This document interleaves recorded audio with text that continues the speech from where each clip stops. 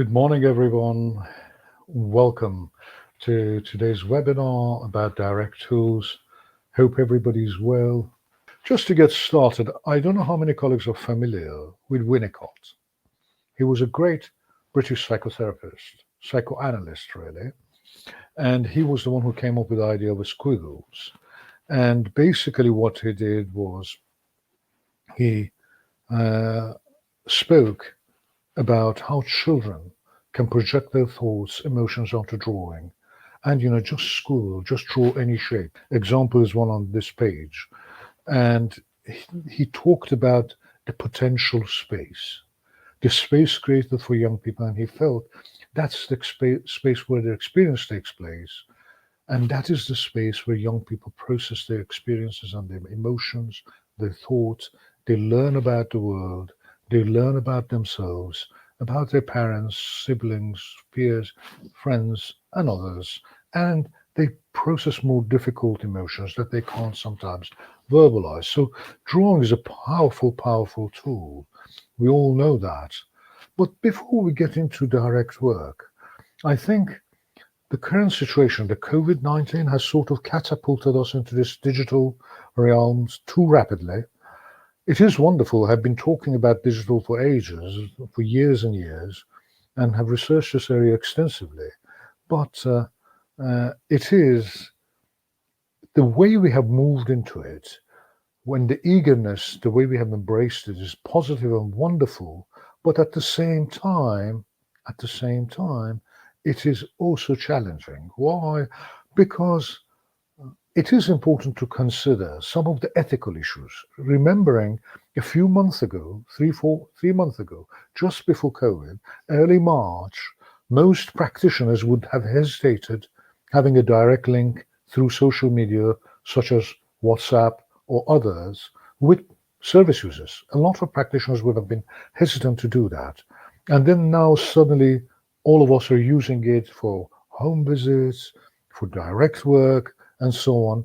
That's wonderful, the positivity of it. But there are also challenges. There are also challenges. So we need to think about its ethics for a moment before we go actually into the direct tools, I think. And at the same time, we need to be considerate about the fact that, on the one hand, this whole stuff has made things easier. People connecting to us easier, some families, some children speaking with us much more openly and much more willingly, while others, unfortunately, find it easier to disconnect. You call them and they readily put down the phone. It has become a lot easier. It's no longer possible to go sit by their side and just stay there and have a moment together. That bodily, physical, if embodied experience of being present with another person in the same space, unfortunately, has been minimized. And for some service user, has not been there for some time. So it is important to restore that on the one hand, and then use what we have learned during this period powerfully to complement our relationship-based practice face to face. As we go face to face, at times it's helpful not to do that, instead to make a call, to have a video chat, because children and young people may find it easy. And I would share a few examples. But before going for a home visit, before doing direct work, first we need to consider what the family context is, what the situation is for the family, who will be on the call, who will be present at the time and place of the call. Uh, Children who are experiencing, for example, domestic abuse, when the father is around, they may be hesitant to talk, they may be nervous, there may be other pressures. So can we create the space for them? It's really important to be able to create that space. And one thing I suggest often is this: if you have challenges like that, like domestic abuse, challenges where you feel the child may not be able to speak in presence of parents or mom or whatever, what I would suggest is carry out a joint visit. What do I mean by that? Ask a colleague. It's best to pair up with a colleague in teams. That provides you with someone to chat with when you need to consult with when you need to bounce off ideas, and at the same time, to support each other emotionally, because we have lost the face-to-face touch with each other a little bit during this period that we have not been going to office. But at the same time, we have we will have the possibility to do joint home visit. What does that mean? Both of us simultaneously call the family. One of us calling the family on, for example, calling mom on her mobile, another one calling the family on their on the child's mobile, a different mobile. That way you can have simultaneous conversation with them. The advantage of doing that is you can see a number of things that you would not be able to see if you place a call directly. First, each one has the possibility to intervene anytime they want. It becomes more like having a conversation with both of them simultaneously, parents and children simultaneously. And it allows us to see who speaks over who, the kind of relationships they have with each other. And not only that, it will allow us to invite, with the agreement of parents, invite the child, for example, to go to their own bedroom, or the parents to have them physically in two separate spaces, speaking to them simultaneously. That would engage both of them, and it will allow us to have the privacy with the child, although we are connecting with them remotely. This way, we can be almost more or less certain that what we're discussing will remain between us. Although their parents can install software to monitor what the child is saying remotely. That is possible. We know that. But generally, this hopefully would give us the possibility to have a private moment with the child, being able to speak with the child freely.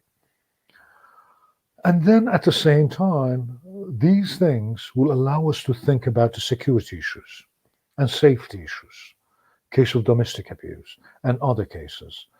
So creating physical spaces through virtual contacts is quite important. And there are many, many ways of doing it. We can discuss this in a separate moment. It's not part of our discussion today. This is just to provide a reminder. But there are many ways of approaching this, and hopefully we can discuss in other webinars. And then setting and managing boundaries. What do I mean by that? If you're using WhatsApp, for example, WhatsApp shares your phone number and your contacts with whoever is connected with you. That means the young people you connect with, the families you connect with, will have your number, will have your contacts, and it will allow them to contact each other. That can create problems. And at the same time, there is another problem. When you go online, the moment you go online, families know you're online. What happens if you're in a meeting with one family and somebody will start sending you messages, urgent messages? What do you do? Those boundaries online are more difficult. Also, if you install the app, for example, on your computer, on your laptop, instead of on your mobile, every time your computer is on, your connections will see you as being online. What is the implications of that? For example, if they sent you a message, I'm going to kill myself, and you didn't see it, it pops up on your desktop, but you don't see it because you're busy doing something else, how much liability would you have for that message? What is the situation if I'm doing something and I see inappropriate messages that are not necessarily a major safeguarding issue, but they're concerning to some extent, they're inappropriate. Young people chatting with each other in your own WhatsApp group. What is your professional responsibility toward them? There is a lot of ethical issues to uncover. We do a separate actually training in this regard with regards how to digital boundaries and digital ethics, and also online safeguarding for practitioners, for foster carers and parents, and also for young people, by the way. And it is important to think about those boundaries. But having said that, this is, as I mentioned, not just a reminder for us to think about, and it's not really the focus of today's discussion. But then doing direct work, actual direct work, again, before doing the actual direct work, it is important, we all know, in our conversations, it is important to be intentional. It is important to be focused on the needs of the children and families and be purposeful. So it is really important before going for a home visit online, before doing an online visit, or before doing an online direct work. We do the same thing we do when we go for face-to-face home visit. with a clear objective, why I'm doing this, how much time do I have, what do I need to achieve, what are the issues I need to address. Because direct work, you can do a lot of great work. Is it about relationship building? Is it about understanding the child a little bit more? Is it about engaging children and providing support? Is it about enabling children to process their experience or deal with some difficult emotions or some difficult event that occurred? Is it about difficulties in verbal or face-to-face communication? For example, children who have autistic children or children who experience mental health difficulties. Some of them may prefer online connection. Some of them may prefer textual connection instead of video, or they may, and even if it's video, it's more controllable for them because they can look away. When we are face to face with them, we bring a lot more emotional load. There's a lot more demand on them. And for some people, like children who are autistic, they may find that quite overwhelming. Another thing is remembering we lose touch. What is the implications of that? How can we contain? Touch is very containing. A hug is very containing, very soothing to people when they're anxious. How can we compensate for that? Preparing for that is important. Again, this is not subject of this immediate discussion.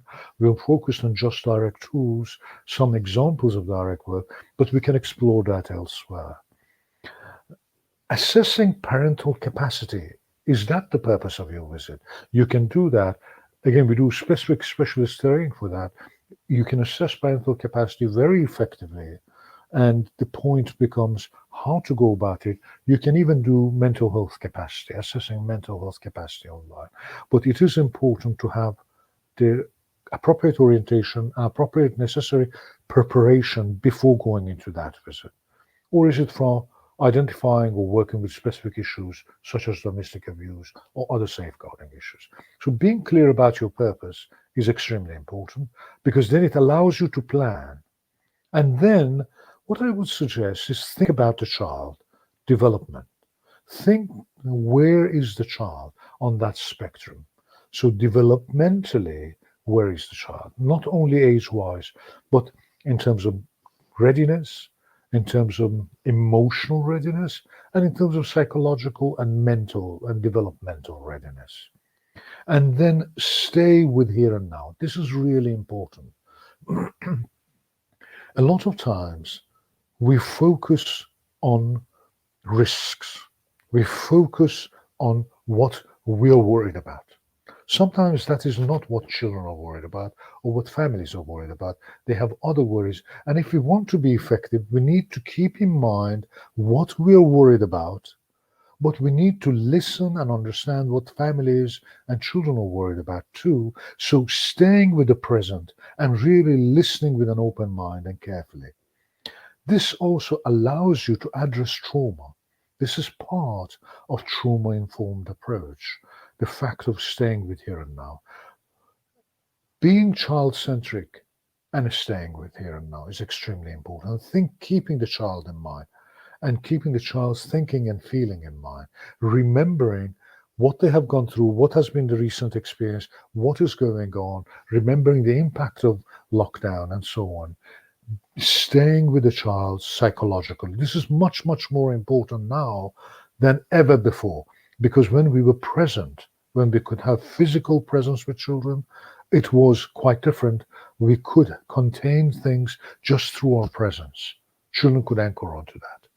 Now we need to be a lot more deliberate about it, a lot more intentional and focused to make sure that we can provide similar, not exactly the same level, but similar sort of containment and support. And one more thing, in your direct work, in your home visit, begin with the child and end with the child. I've seen practitioners going for home visits, doing wonderful work, and then speaking to the child, being very child focused. Then they move on to the parents. Then the whole discussion becomes about parents and everything. And then they say bye and the child is away. Bring the child back into the scene. Start with children and end with children. That is really important. So children know how important they are, keeping them in mind and keeping them the focus of your discussion.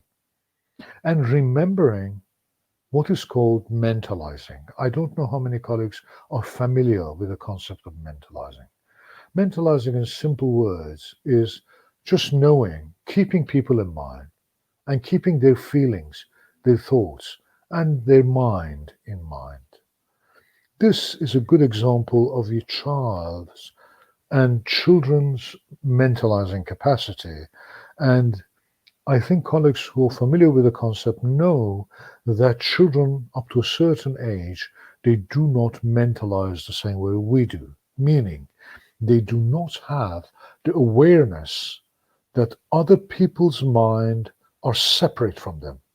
And what other people know is not necessarily what I know. What I know is known only to me. A lot of young children don't have that preparation, do not have the mental capacity yet, when very, very young, to know that.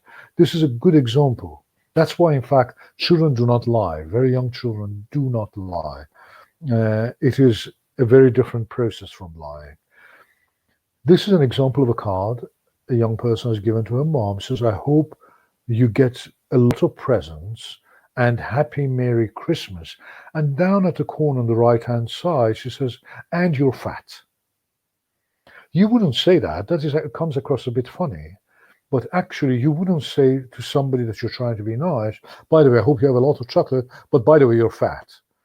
The child does that because children sometimes say things very clearly and very openly, exactly for that mentalizing capacity we're talking about. They think they know, you know what they know.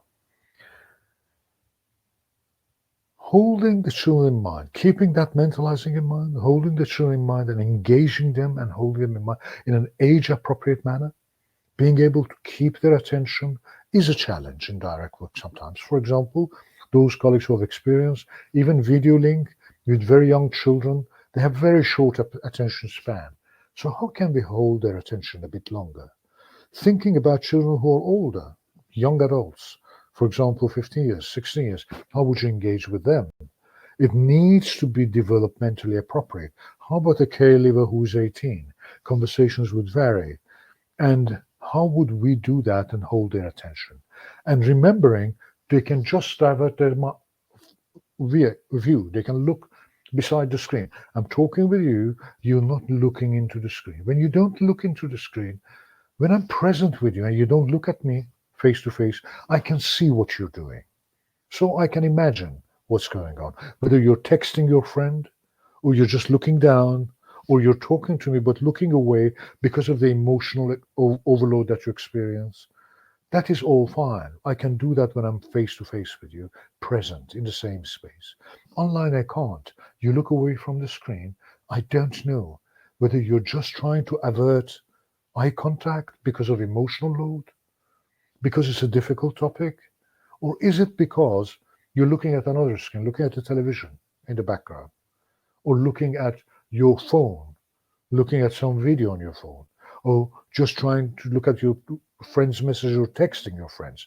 So we need to be aware of that in order not to get reduced to just another flat screen. Instead of being a practitioner, sometimes relationships can be flattened. But then flattening the relationship in that manner can also be powerful. Remember that children and young people, they are used to television. They love television. So we can use that flat screen to engage them in very, very powerful ways. And I'll share with you a few examples in a minute. Thinking about using children's imaginations.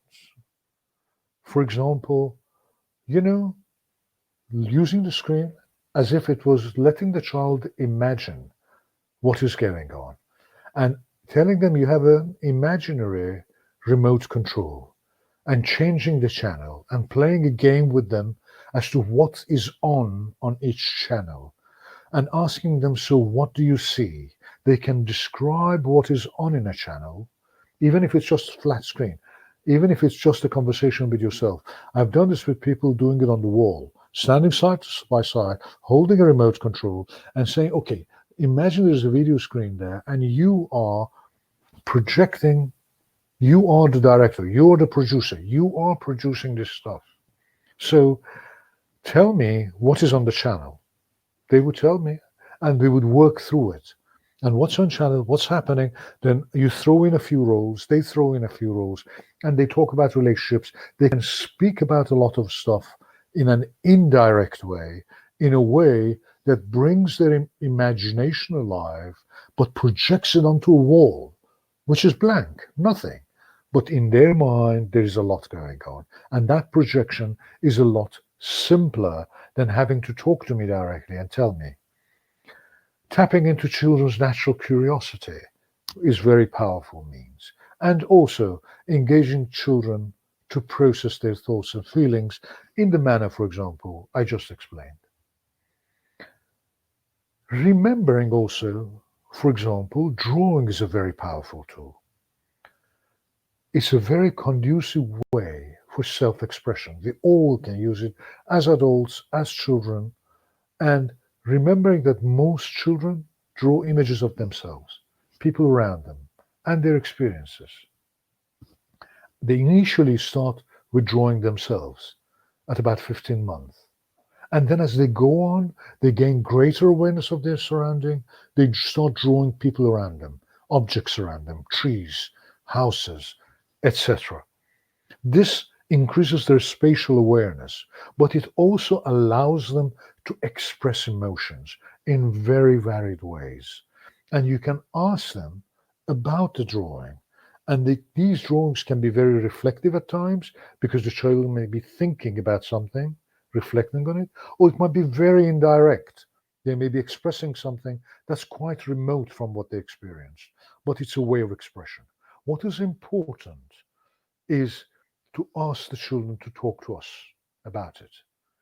And they are in those drawings, we all picture our world in our drawings. And children in that manner are picturing their world. And so if we ask them to explain, children can bring a lot of insightful indications. If we listen carefully, and that is part of what Winnicott did. Listened carefully, and he was enormously powerfully helpful for children in their processing their trauma, in supporting them. Examples of drawing are many. There are many interactive tools I think colleagues may have used. There are even apps that you can use. You can make self-portrait, famous 3 houses, 3 fairies, or trees, tree of worries, or Facebook profile of the future, what you want to be, how you would create it. You can do it online, offline ideas, depending on what is age appropriate, or the bag of worries, or future self-drawing. How would you look 5 years later? What would you like to look? These things allow children to talk about themselves, to picture their future without so much emotional load, with greater degree of freedom, greater degree of flexibility and interest and power of self-expression to talk about what they want. That will be their preferred self-narrative. Then we can work with them to create that self-narrative, as long as it's positive, to support them with that. Or if it is negative, to try to explore what is behind it. If I wish, for example, narrative is about death, about suicide, about self-harm, then working through it to see what is behind it, and the drawing would allow us to do a lot more. Other examples include, sometimes people refuse during this period of lockdown. Sometimes it has been hard to connect to people, and people just put down the phone. They don't want to engage. So it may be helpful to send them postcards. Some practitioners have been sending people postcards. This reminds the child, reminds the young person that you keep them in mind, that you have them in mind, that you think about them. Doing these things on a regular basis provides regularity. The regularity is so important. We anchor onto regularity. I have heard stories of young people, for example, not opening the door to the social worker, but the parents telling the social worker, don't worry, he actually picked up your card and he was pretty happy about it, and he was talking to us about it. So, you can make a difference. Even if you don't see it and you don't know it, it does make a difference. And in addition to those cards, some practitioners, by the way, have provided handmade cards and others. And what has happened is these cards actually provide a visible reminder of keeping children in mind. They offer something tactile, something I can hold and I can appreciate and I can connect with, and it serves as a reminder, physical reminder to the child. You can also send them digital postcards, of course, and I would suggest send them video messages if you can. You may have done it. Some practitioners, some of your colleagues here were saying that you have already done it. That's a great way of communicating. Some people may not like that. That is fine. Then you can send them text messages, powerful messages, not messages that are soothing.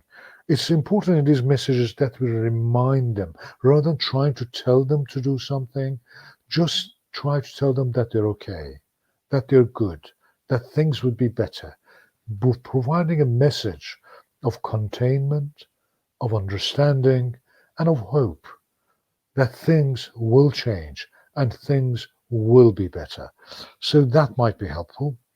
Also, practitioners have used a lot of other stuff. When children are young, small children, it's hard. So finger puppets can be helpful. Dogs, dolls, or other toys can be really containing. It can be very, very funny. They can be nice. Sharing videos, one of the colleagues was mentioning sharing videos on YouTube. That's a powerful icebreaker. That could be a powerful way of talking about trauma or just making people laugh. Laughter is a great medicine. It loosens us up. It allows us to find comfort with ourselves and with our space and engage in more open conversation. So it is good to do that, to use that. And using these objects, Winnicott used to refer to these as transitional objects. They're called transitional objects because they're indirect. They allow us to express emotions through another object. In fact, Winnicott says that the child's world, in a way, takes place between the thumb and the teddy bear. He is talking about that sensation of touch, of holding, of the teddy bear, of how teddy bear holds all my anxieties, how that conversation children have with their dolls, with the teddy bear, with the finger dolls, etc., and with the dog, with the pets, etc. It's actually they trying to process their own emotions. It is a recalling of the events, and that is really what processing trauma is about. In fact, what flashback is simply that. We can only deal with our trauma when we can recall it, we can think about it, walk through it emotionally and mentally, and file it away. Only then we can assimilate that experience. Otherwise, the experience will remain almost like a sharpnel, like a fragmented sharp piece in our mind that cuts the moment you touch it. It makes us bleed the moment you touch it. And it is hard. Our mind flashback that people who have experienced post-traumatic stress experience is all about this. Their mind recalling the event, the traumatic event. That is the mind's attempt to process it, to file it away. But then it is so overwhelming, they can't process it. So they go into crisis and they file it away. They throw it away. They lock themselves out and they go through the whole traumatic experience again. And the emotion remains unprocessed and still floating within our mind, disturbing us and shadowing everything else. Every time we recall, however, the emotion, we file it away, we make it more complex. That's part of the complexity of dealing with difficult traumas. So it is really important to help people through it, to help children through it. And one thing, for example, about dogs, there have been practitioners who have used dogs, and then before they show the dog, they talk about the dog. It creates the mental image of the dog. The children guessing, be getting excited. Then they see the dog, they love the dog, they relate to dog, then talking about the dog's character. What do you think? In those conversations, we can explore the character of the dog, And why is he that way? And in those conversations, we gain insight about young people's world, about young people's mind. Because one thing I have often said is what we say and do is not about other people. Most of the time, it's about ourselves. It's about what we think. It's a projection of our own thoughts, our own judgments, our own anxieties, and so on, our own stereotypes. So when children talk about the dog's character, they are talking partially about their vision. It's important to go behind that vision to get into the child's mind, to be able to see the world through the child's mind. And dogs can do that. Another practitioner used several dogs, has two, three, four. I think she has actually four dogs. She brings all the dogs together, and children are excited. Then they talk about the dogs and the character of each dog and the relationship between the dogs.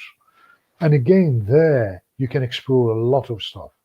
You can do the same thing with finger puppets, using more than one finger puppet, talking about the character of each finger puppet. How is he feeling right now? And the two finger puppets talking to each other, and how are they? Are they friends? What is their relationship like? Why is it like that? What do you think happens next? And we can explore through that a lot about children's thoughts and children's minds. Other examples include, children taking charge of their own review, for example, process. They have planned it together with the review chair, with IRO, and they have planned it, they have sent invitations, they have worked through it, and they have shared their own review. And in fact, there are examples that, in one case, actually, there was a younger brother was around. And what happened was the younger brother watched this, and at the end he was saying, maybe I want to share my own review. So inspiring others to do the same. So there are very many forms of working with children and young people and dealing with direct tools and the way we can engage them. This is yet another example. For example, just try to think about this. Look at the image on the right hand, right upper corner, the two dogs running. What are they doing? In your view, what are they doing? For a moment, think about that. Are the dogs running together, having fun, playing?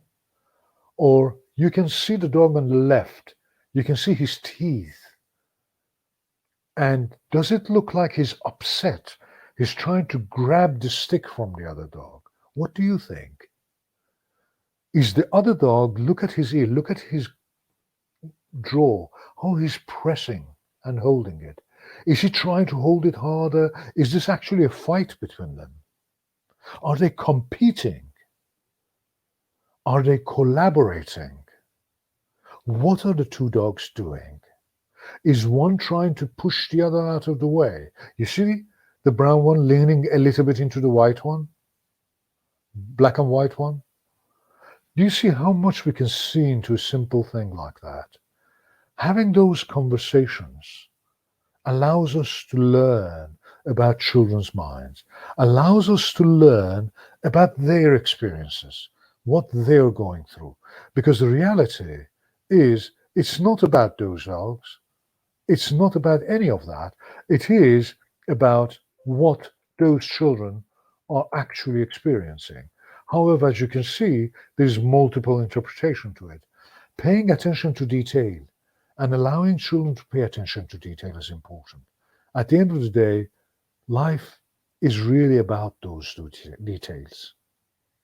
Next thing, look at the bears on the lower right hand corner. Are the bears playing? Are they fighting?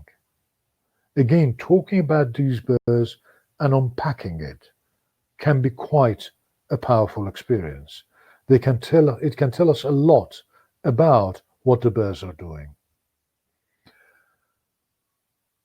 Colleagues, if you have any remarks about any of these, please add them on the chat box. Take a moment now to tell me, if you wish, please, what you think about the bears and what you think about the dogs. Could you please put a few comments in the chat box? dogs as to what you think they're doing and what are some of the ways you could use this with young people. Wonderful, wonderful. Asking children to explain which animal they like more and why. Excellent. Great thoughts. The two dogs look like they're happily excellent. Yes. You know, and if they express those feelings of anxiety, excellent idea to tell them, actually, don't you think they're happy? They're actually playing. It depends because they're expressing their anxiety, we provide the soothing. Well said, well done, excellent. Think, wonderful. The two dogs to me look like they are happily working together. They both They're happily working together. They both have the same goal. This is excellent point. For example, where there's difficulties in the family, there's frictions, there's challenges, then it would be good to say that, to bring a bit of collaboration in. Excellent. Good point. Wonderful. Well done, Davina.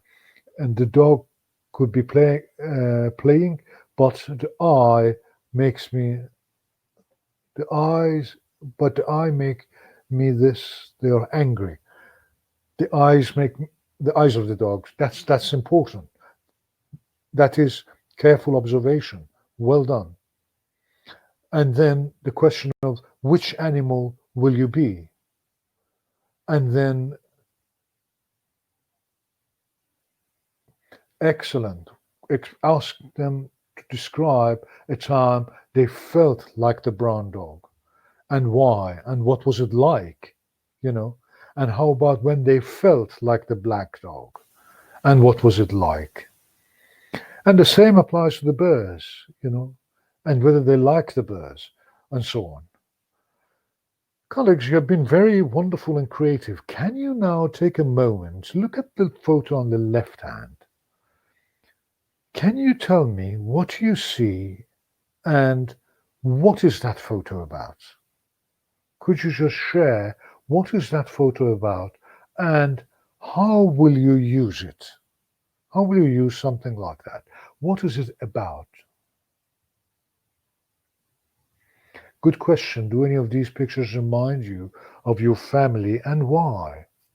In what way do they do that? When you ask questions, try not to ask. This is a great question, James, well done. But I'm sure you know that it is best not to ask composite questions, meaning in your question, if you want to ask why, don't ask the why immediately.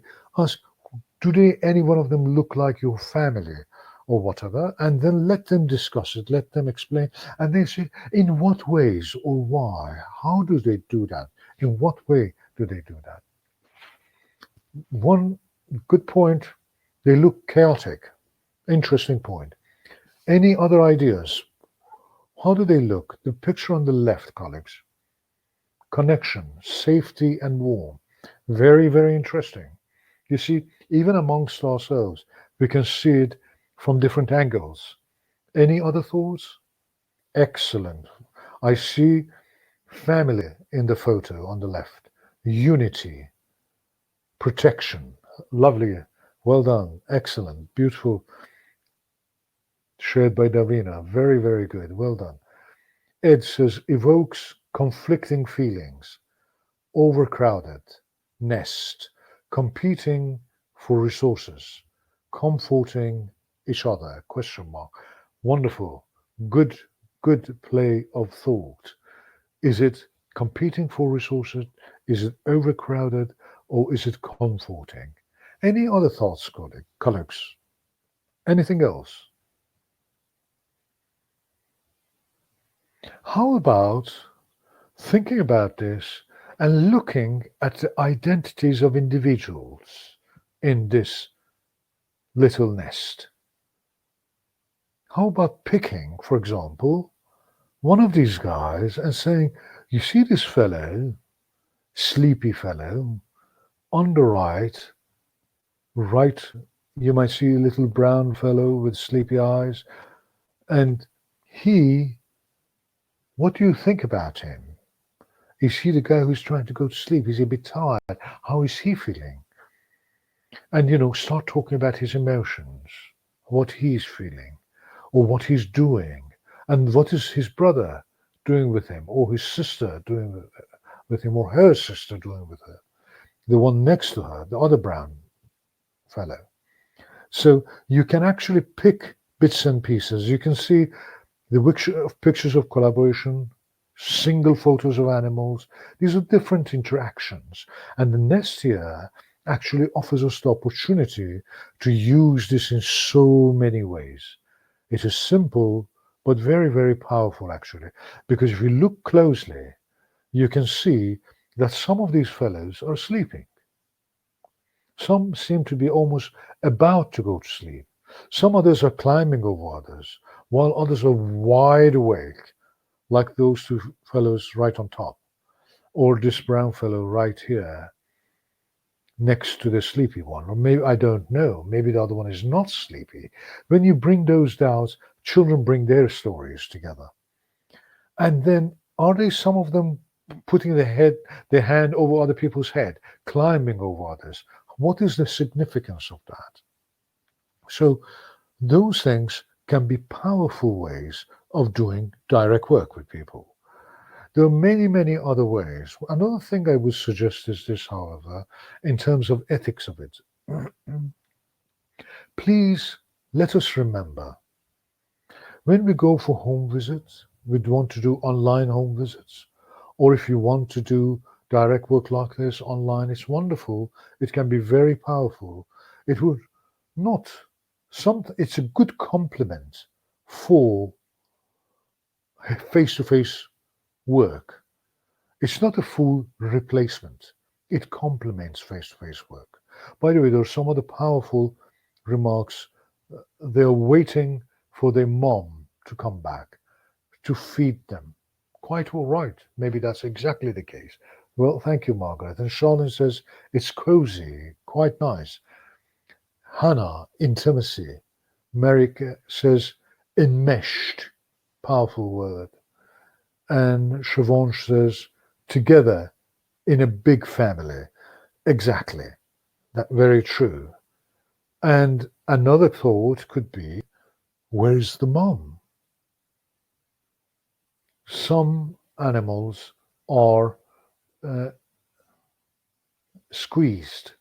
Some have more space. That is quite true. Christina, well said. And that is where you can then we can then engage and talk about space and talk about, does that feel a little bit like what you're going through?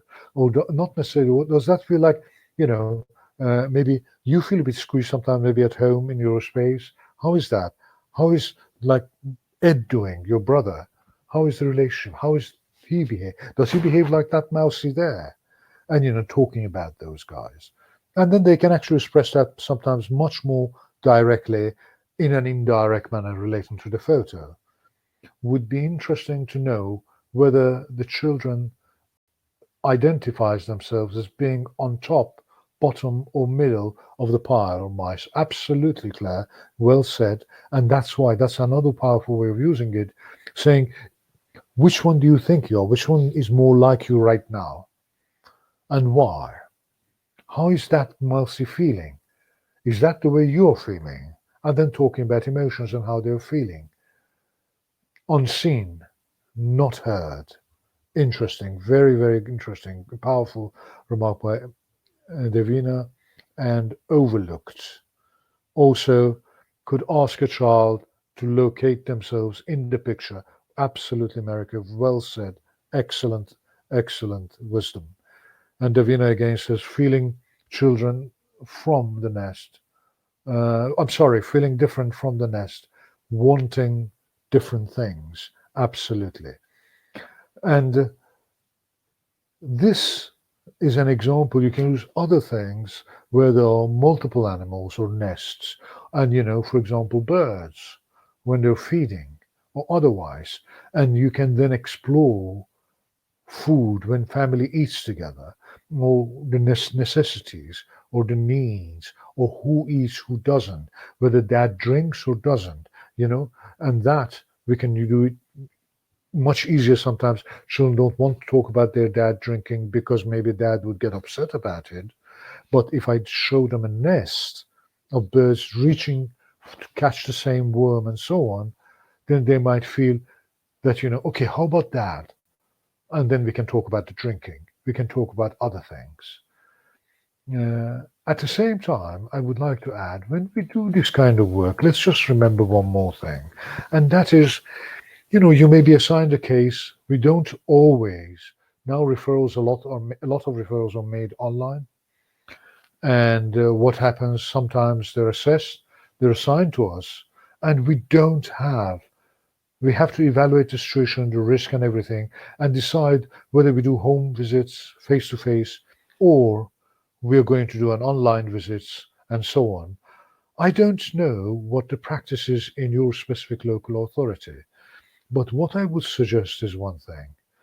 Before carrying out a home visit online, before going online home visit to do a visit video, or first call people, establish the link, and also as much as possible, please do what is called a doorstep visit.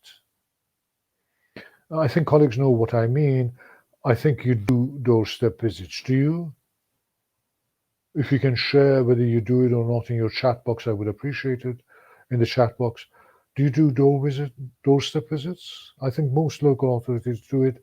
I would assume you do. And I would suggest you do that before you do online visits. Why?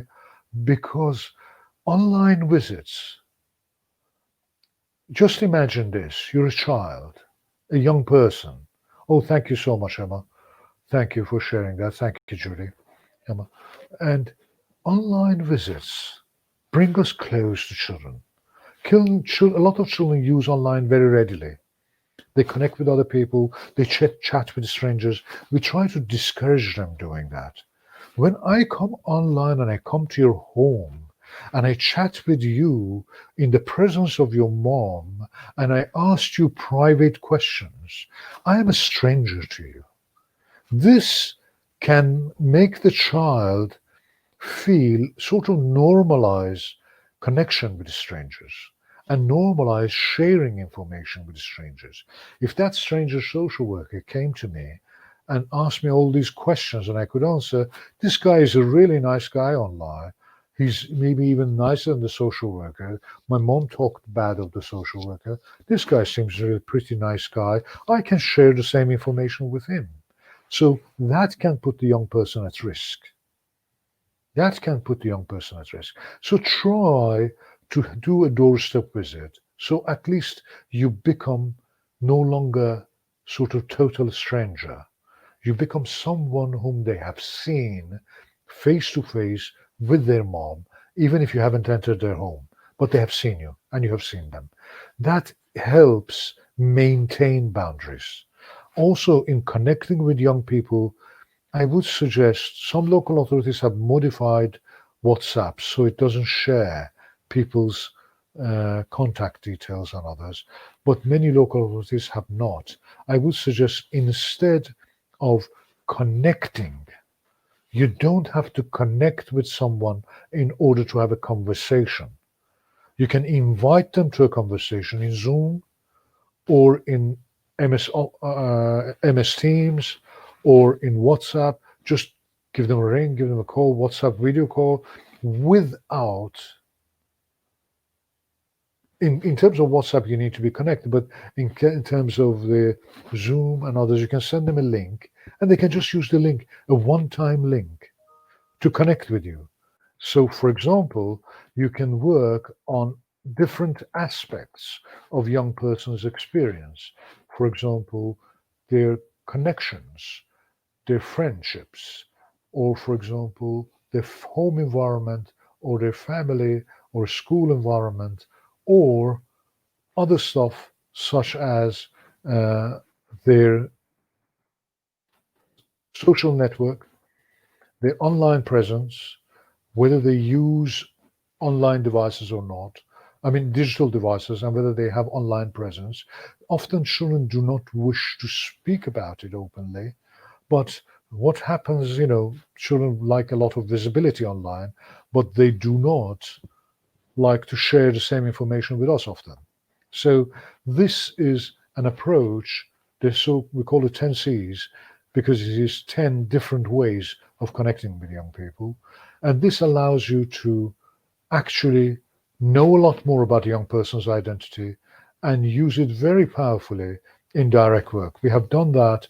We have used it, and foster carers have used it also with young people who have experienced trauma, or, for example, young people who go missing, or others.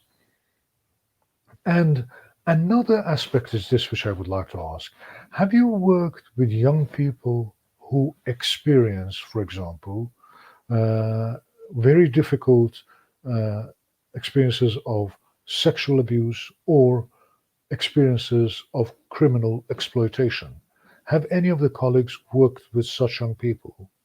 If you have worked with young people, great. And what was your experience? What sort of direct tool you think has been most powerful for you?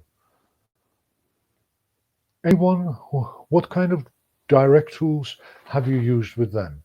There are a few suggestions I would have. But before sharing it with you, let's see what colleagues have done already. What have you used in your conversations? What do you use? A lot of times, children who experience sexual harm have experienced sexual harm or are involved in gang violence or gang activity. They simply don't want to talk. They simply feel like, oh, I see. Tools like peer mapping and safety mapping, yes, those are helpful tools. But have you used, for example, YouTube? YouTube can be a very, very powerful tool. Stories of young people who have experienced sexual harm, excellent. Yes, stories are very powerful, very, very powerful. Criminal exploitation, YouTube videos, and peer mentoring, excellent. That's right. Peter, how have you used YouTube videos? Do you have any favorite YouTube video? Because that, I fully agree, it's a very powerful tool. It allows young people to really, instead of you and me talking, because a lot of times when you want to talk to young people, they would just end up saying, I really don't have time for this. I really don't feel like it. They are mentally, psychologically, emotionally not there. But watching a video with young people is a lot easier. They would be there. And especially if they are in the mood, an entertaining video to start opening conversation. And if they're, or a video of other young people who have had similar experiences to them, sharing their experience, sharing how they overcame that experience. For example, those colleagues who are dealing with criminal exploitation or sexual abuse. That's right. Oh, wonderful. Excellent, excellent. Asking young people to make videos and upload them. Absolutely.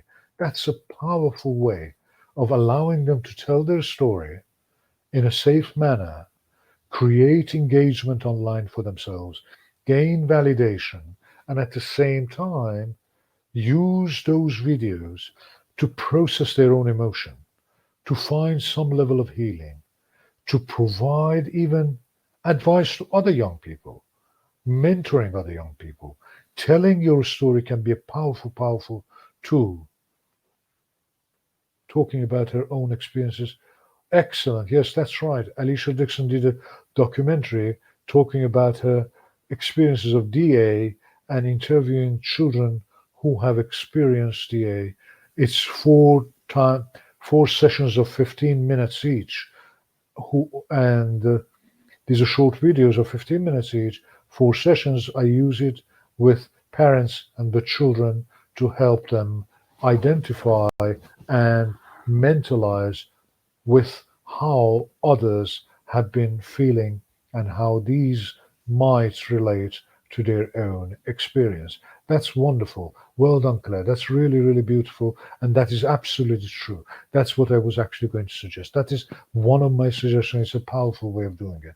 There is a French movie, I don't know if colleagues you know about it. It's called My Brother, Mon Frère. It's called My Brother. This is a powerful movie about a young person. It starts by showing the young person with a youth worker who's taking him to a uh, secure home, secure placement, and he's supposed to stay there for 6 months.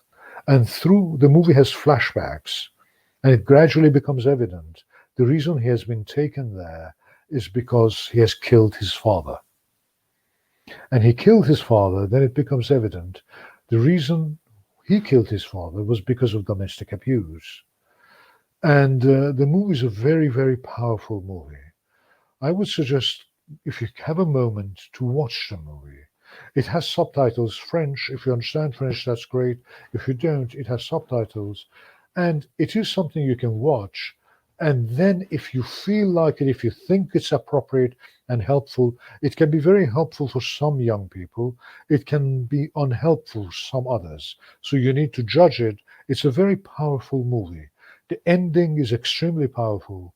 But through the movie, there are a number of difficult scenes, especially a scene of abuse in the bathroom. And there, if you're disturbed by this sort of thing, you may wish to fast forward that bit and not look at the bathroom scene.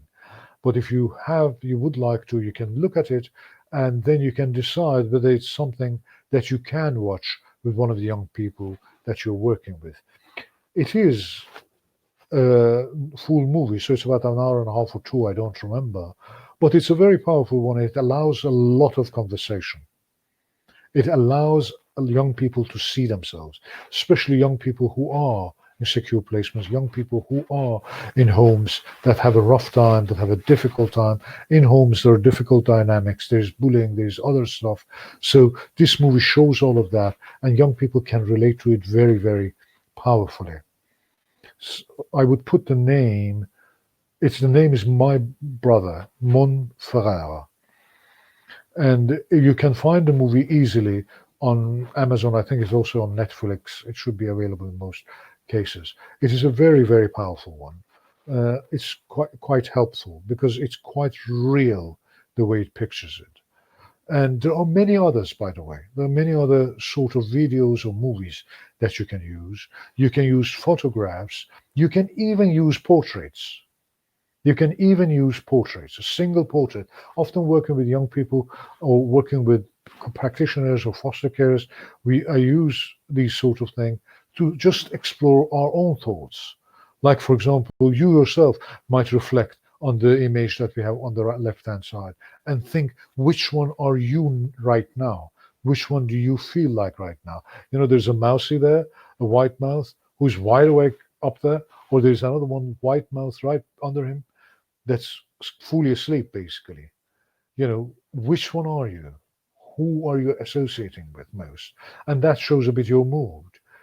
And uh, using these variably.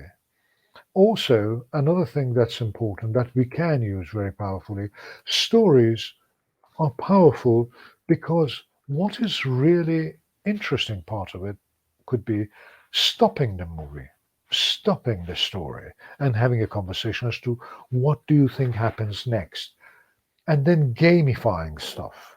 Let me give you a few examples. For example, one of the colleagues mentioned about cooking. Absolutely. Creating cooking sessions and doing joint cooking, getting a young person to study a recipe, do cooking, and video cooking together. We share cooking, all of us cook together. She teaches us, a care leaver, doing it for other care leavers, and they would learn a skill. It would be validating for her, it would be validating for others. You can even, if the person is good, you can even create a little channel for them, and they can become the great future chef. Remember one thing, Jamie Oliver, more or less, started like that. One reason BBC picked on him was because he was a guy who was wearing no shirt and seemed attractive to young people, to young women. So they picked him up, rather than picking up somebody who had much more experience. Because Jamie Oliver, all of us know, actually his cooking is not that great. So it was more of entertainment. You can do the same thing with young people. Create a channel for them and let them do it. Another way of doing direct work is doing quizzes. For example, doing a quiz, we can play the game even now. You don't have video, so it becomes difficult to play it. If you had video, then what we could do is this: go, who would get the biggest spoon in the house? You're doing a home visit. Who gets the biggest spoon? The biggest pair of shoes. The person who gets it fastest gets a point. At the end, you give a prize to the winner. And you would have some consolation prizes for others as well. That could be quite exciting. People start running around the house doing different things. Mom is running, dad is running, children are running. Creates excitement, creates bonding. It's a game. Gamifying things can be really helpful. Another thing is you could do other games, like, for example, quizzes. Do you know what this animal is? For younger children, showing a dolphin, showing a rooster, showing a bear, a dog, a cat, whatever, a snake, and asking them what it is and playing a game with them. Or doing other things, like one of the things I say often is practitioners say, it has become really hard because people show us in home visits what we like, what they want to show us, not what we want to see. So we don't really know what's going on. When I go personally, I can see it. I can see all the rooms. You can do the same home visit online, much more powerfully, actually, I believe. For example, I play game with young people, astronaut games, different types of astronaut game, different types of space exploration. I give you an example. Your phone is your zapping device. It is the detection, it's the control device that is both a weapon and the control device. Okay? Now, we are on planet Zeus, and this is a very rough planet. There are spaces up and down. There are many doors. There are many rooms to this planet. So you are the captain, and you're going to explore the planet, and you're going to teach me and show me. And we're going to go on an exploration. I can make up the story, and you will end up, as a child, you end up taking your phone and videoing the whole house for me if I wanted to. You could even show me under the bed. And when you go into the bedroom and I see something, for example, I see disorder on the bed, I see a lot of stuff thrown on top of each other and so on, I say, oh, there's a group of aliens. Or I see mommy's underwear. I say, oh, there's an alien there. I won't call it underwear. And what happens? The young person will say, alien? Which alien? So, there at the corner, you don't see it on the bed. That blue alien or that red alien. And then says, oh no, that's not an alien. The child must start laughing. And they have fun with you. And it's not alien, it's mommy's underwear. So, oh no, it's an alien. Is that alien always there? So, no, mommy takes her clothes off, just leaves it there. So, oh, I see. So, and that alien always remain there? You have to zap it. You have to do this. You have to do that. You can see, we can talk about a lot of stuff, and the child will end up telling me a lot more about mom's habits, about his own habits, her own habits, and what they do every day. And we can check under the bed for aliens. We can check in the cupboards to see if there are any aliens to zap them. And we can see exactly everything in the house, including inside the fridge, including everything as part of a game. If we play the right game, children love games. If you play it right, they would love to play with you. They would love to play with you, and you can explore the house. But not only will you see the house, you will see the house in a way you have never seen it before. Why? Because you see everything through the child's eye. You can ask the child to explain what that alien is. And when the child tells you what the alien does, what the alien is, and how long it is there, and how it is there, and how he or she feels about that alien or extraterrestrial object, then you will learn about how the child sees their own environment.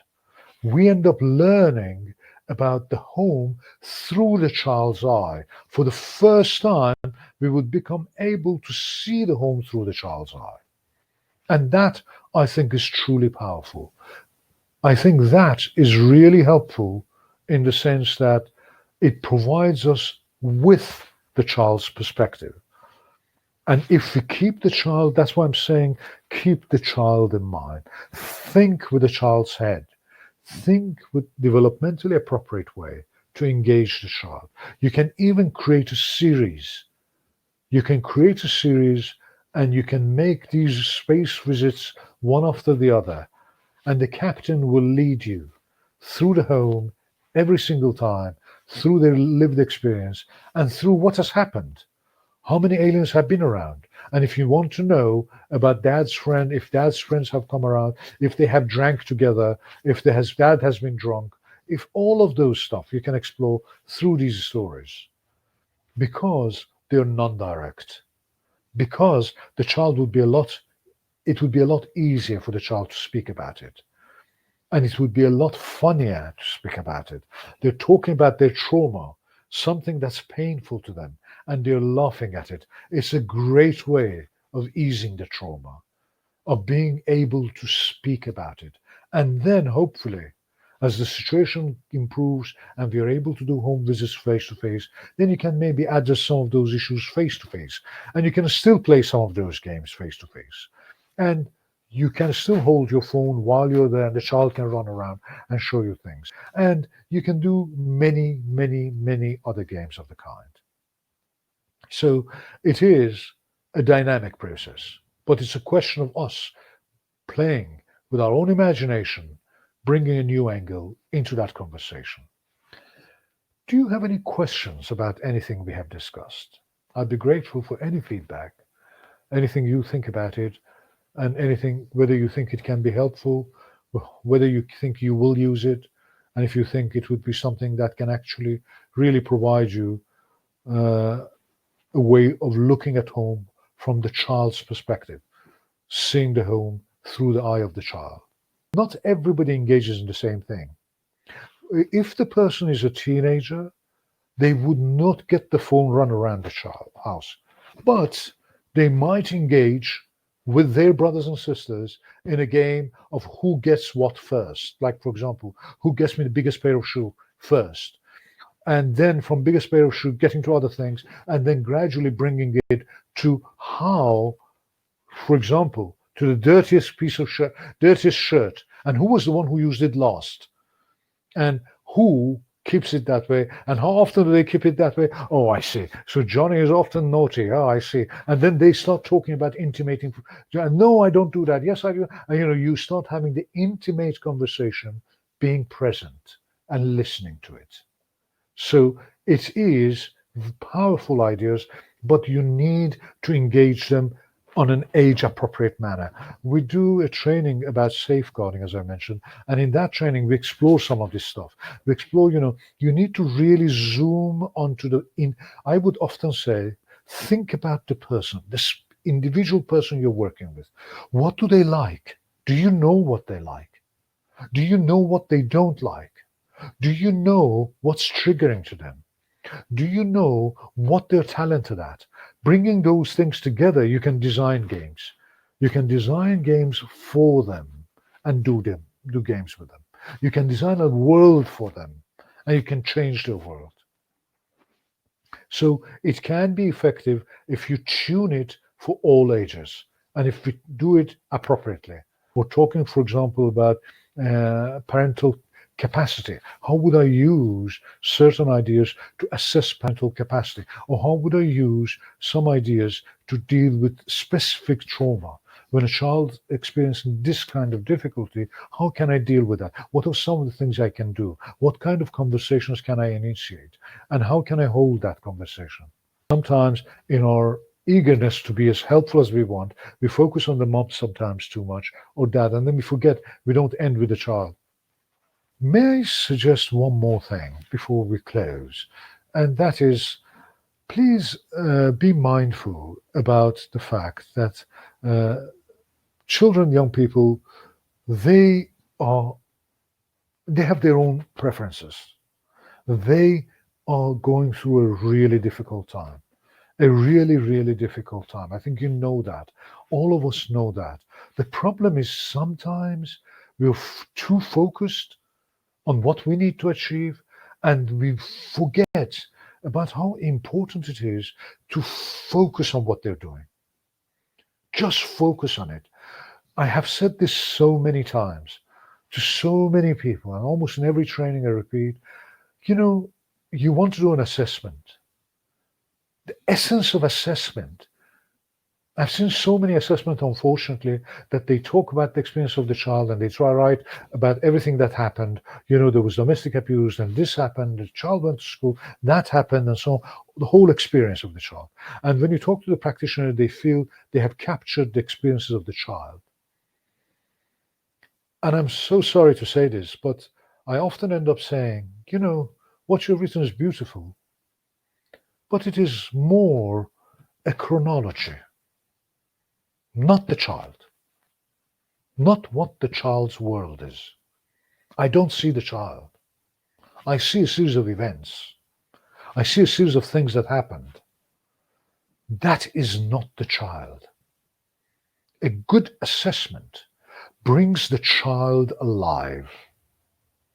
When I read it, I see the child, not the risks. And in that seeing the child, I also see the risk. This risk becomes vivid. It becomes lived experience because I see the child. Then when I read it, I experience the risk. That is a powerful assessment. Have you ever read a story that really moves you because you connect with it emotionally, mentally, your thoughts, it really absorbs you and you really see it and you really understand and you connect with it? That is a good assessment. I'm not saying become a storyteller. A good story is not just story. It's a lot of analysis unpacked. So a good assessment, in my view, we need to listen to children. Listen to children carefully, attentively, to hear them in their own words, see the world through their eyes, and be able to connect with that. And then, only then, we're able to gain a minimum of understanding of what it is like to be that child. And only then I can do a risk assessment and express the risks and the real lived experience of the child, try to present a bird's eye view of that. Because we will never would I ever be able to express the terrible challenges and pain children go through. Their world is really, really tough. And my knowledge is too limited to be able to understand it. The best I can do is try to see it through their eye, capture that thought, and express it in the best I can, analytically, and yet in touch with the child's feelings and experiences. So the assessment becomes powerful. The assessment then provides me with a way forward as to how I can help the child live those experiences more positively and change those experiences. Only when I can understand them first. Those things need to be in an assessment. When you read it, if you don't see the child, if the child doesn't come alive to you, then you might have a chronology, not an assessment. And that, I think, is important. We talk about mindfulness. We talk about mentalizing. Let us be mindful of children and let us keep their minds, their thoughts, and their experiences in mind when we do our assessment, when we do our plans, when we do our child protection. They can show us the way if we keep an open mind. I hope those messages make sense.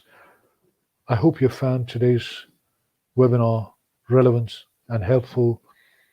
We've come to the end of the hour, and I'd like to thank you for your time, for your patience, and for joining us.